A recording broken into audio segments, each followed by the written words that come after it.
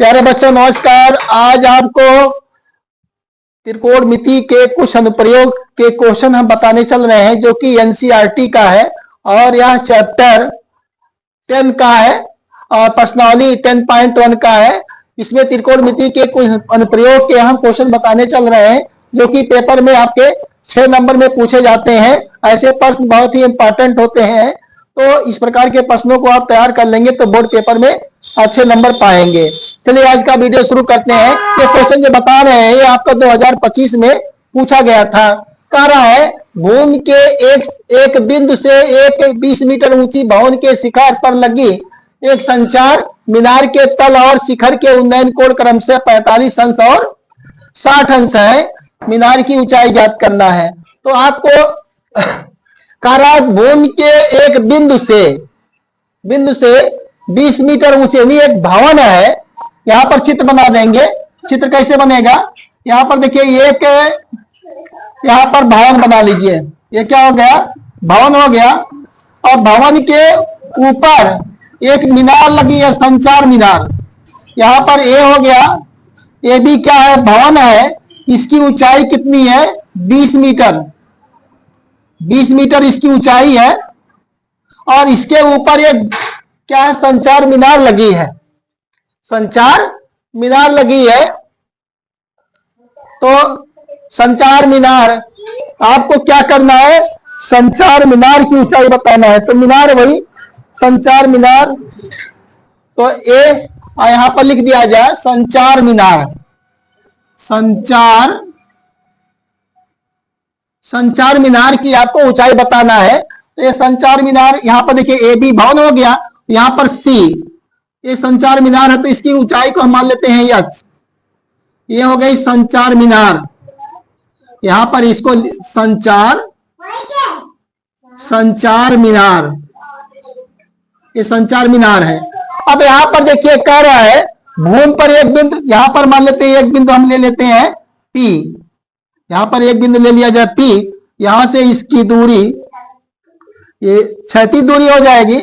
अब कह रहा है यहां पर एक संचार मीनार के तल और शिखर के उन्नयन कोण। तल देखो संचार मीनार है तो तल आपका ये हो जाएगा और शिखर ये हो जाएगा।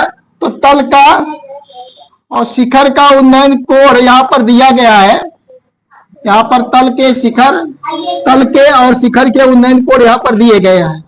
तो यहां पर देखिए तल का उन्नयन कोण कितना है? 45 अंश है और शिखर का उन्नयन कोण कितना दिया है? 60 अंश दिया गया है। 60 अंश दिया है। तो क्या लिखेंगे? यहां पर हल लिख लिया जाए।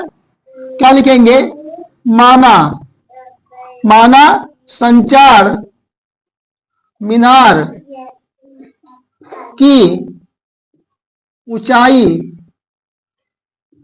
h मीटर है।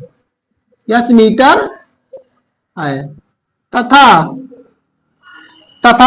ये आपका पीबी को x मान लीजिए। यहां से पीबी को मान लिया जाए x मीटर मान लिया जाए। इसको x मीटर मान लेंगे। अब इसको कैसे हल किया जाए? यहां पर तथा पीबी बराबर x, पीबी बराबर x मीटर है। इस प्रकार से क्या करेंगे? मानने वाला काम खत्म हो गया। इसमें दो समकोण त्रिभुज बने हुए हैं। एक आपका क्या है? ए बी पी है। दूसरा क्या है? सी बी पी है। तो क्या लिखेंगे? अब समकोण त्रिभुज कौन सा लिया जाए? पहले ले लेते हैं ए यहां पर इधर का यहां से यहां तक है ये, इसको याद रखिएगा। और यहां से एक दूरी है। तो ए बी पी में क्या हो जाएगा? देखो इसके सामने यहां कोण 45 अंश वाला है। इसके सामने वाली भुजा लंब होगी। ये नीचे वाला क्या होगा? आधार हो जाएगा। तो क्या लिखेंगे? tan 45 बराबर क्या हो जाएगा? tan 45 बराबर देखिए इसके सामने वाली भुजा जिसके सामने वाली भुजा लेंगे वही क्या होगी? लंब होगी। ये लंब बटे क्या होगा? आधार हो जाएगा। तो क्या मिल जाएगा? ए बी बटे क्या होगा? पीबी। तो यहां पर tan 45 का मान 1, ए बी का मान कितना है? 20 मीटर है। और पीबी का मान यक्स है, तो यक्स का इधर गुणा कर देंगे, यक्स बराबर क्या आएगा 20 मीटर आ गया, यक्स बराबर 20 मीटर, ये समीकरण नंबर 1 मान लीजिए। अब पुनः समकोण त्रिभुज कौन सा लिया जाए, यहां से पीबीसी में क्या लेंगे, इसके देखो तो 60 अंश है, इसके सामने भुजा के लंब होगी, लंब में यहां से यहां तक हो जाएगा, तो क्या लिखेंगे tan 60 अंश बराबर क्या हो जाएगा बीसी बटे क्या होगा पीबी, बीसी बटे क्या होगा पीबी। तो tan 60 अंश का मान कितना होता है √3 और बीसी का मान कितना है 20 मीटर और प्लस यच 20 प्लस यच बटे क्या हो जाएगा पीबी मान क्या है यक्स। इसको आगे और हल कर लिया जाए, देखिए दिखाई दे रहा है कि नहीं, यहां से इसको आगे इसको क्रॉस गुणा कर दिया जाए तो क्या हो जाएगा ये यक्स √3 बराबर क्या होगा 20 प्लस क्या होगा यक्स। ये समीकरण नंबर हो गया 2। अब यहां पर हल कर लेते हैं, इसके बाद यहां से हल कर लेते हैं। क्या करेंगे, यक्स का मान समीकरण 2 में रखने पर यक्स का मान समीकरण 2 में रखने पर यक्स का मान क्या करेंगे समीकरण 2 में रखेंगे, तो यहां पर देखिए 20 है, तो यहां पर क्या हो जाएगा 20 √3 हो जाएगा बराबर क्या हो जाएगा 20 प्लस यच।